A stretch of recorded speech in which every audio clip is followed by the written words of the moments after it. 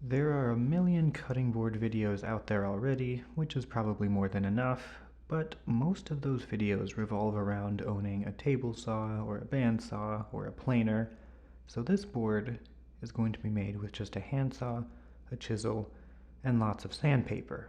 No power tools needed.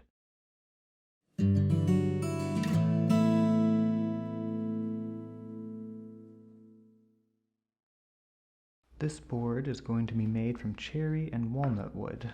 These are two classic American hardwoods that are both beautiful and durable, so they'll make a lovely serving board when put together. For this video, I'm calling the project a serving board, but you could certainly use it for cutting as well. My plan is to use the entire width of the cherry board as the center portion and then have two narrower pieces of walnut on both sides. So first I figure out what sections I'm going to use and how long the finished board is going to be.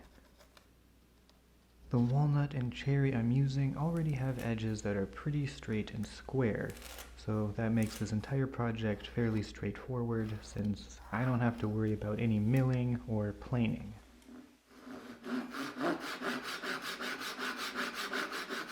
Once I have the size figured out and marked, I can saw the pieces to length.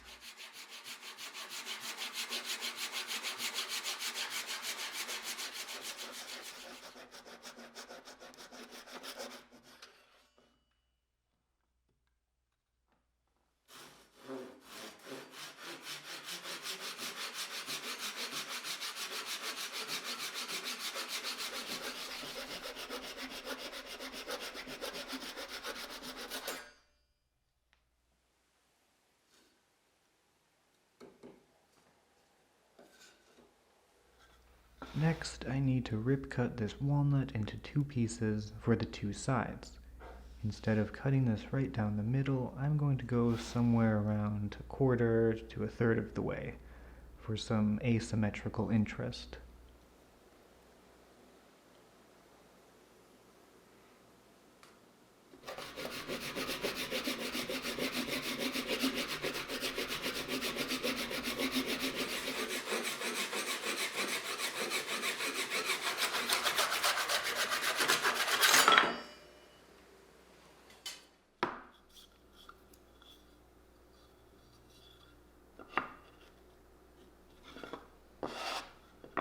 Now we're ready to glue the three pieces together.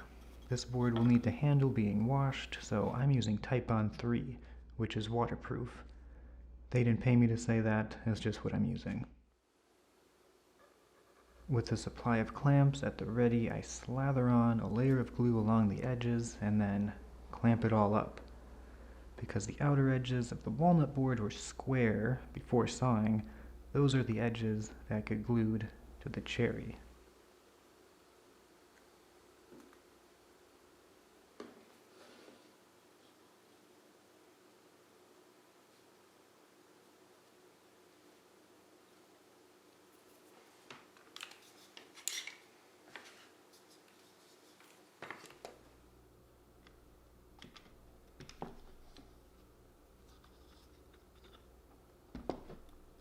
To keep the board flat and prevent warping from the clamping pressure on the sides, I also clamped some scraps onto the ends with some wax paper in there so it doesn't all stick together.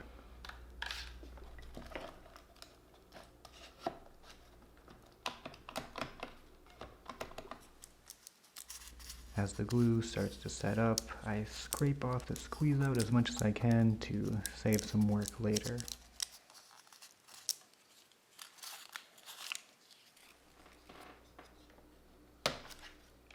When the glue is dry, the clamps come off and I can clean up the joints with a chisel.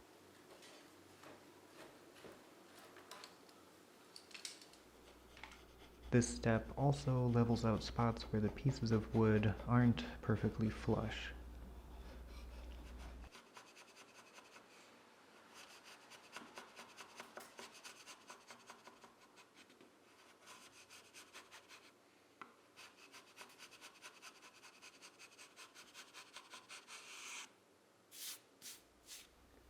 Now it's time to mark the shape of the board.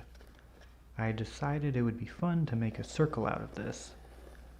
After scouring my kitchen, I found this colander was the perfect diameter, so I traced that, and then I could start sawing.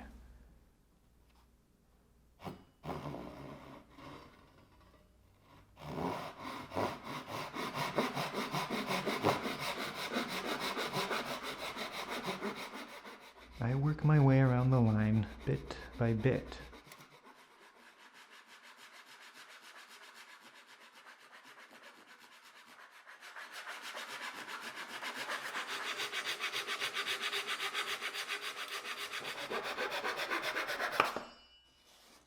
The process is a bit tedious and tiring, but soon enough a circle begins to emerge from the wood.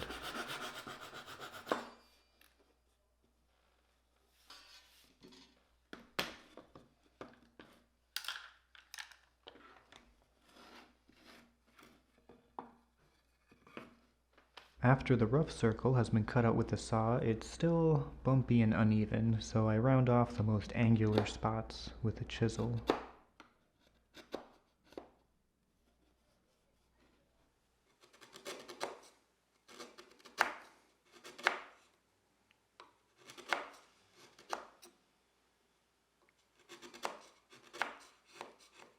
The edges still need refining, so then it's time to sand.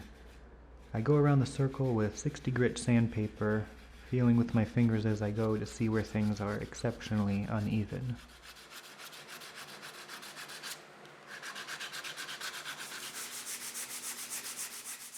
When the edge seems to be as circular as it can be, it's time to sand everything. I start with 60 grit on the faces to get the glue joints nice and evened up, and then I go through all the grits.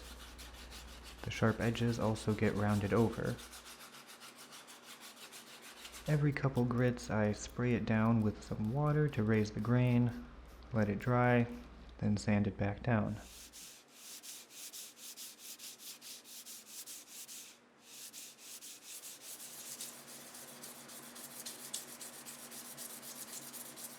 Since this board will only be finished with mineral oil and not a film finish, I'm sanding all the way to 3000 to give it a silky smooth surface that looks and feels amazing, even before any oil is applied.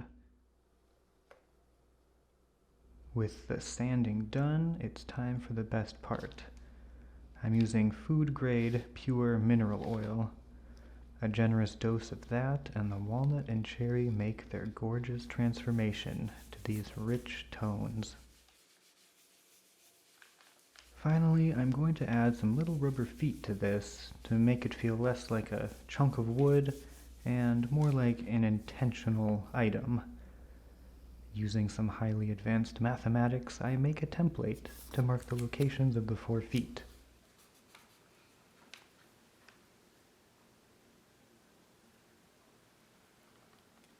I know I said this is a project without power tools, but I don't think a drill really counts in this case. So I drill some pilot holes, screw in the feet,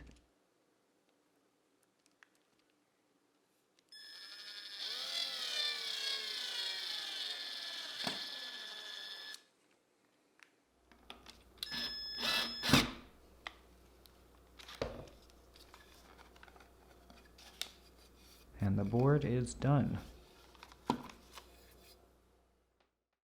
It's nothing fancy, but the natural beauty of the cherry and walnut are really all you need with something like this. And as you saw, it's a project that can be made with the bare minimum of tools and techniques. Thanks for watching.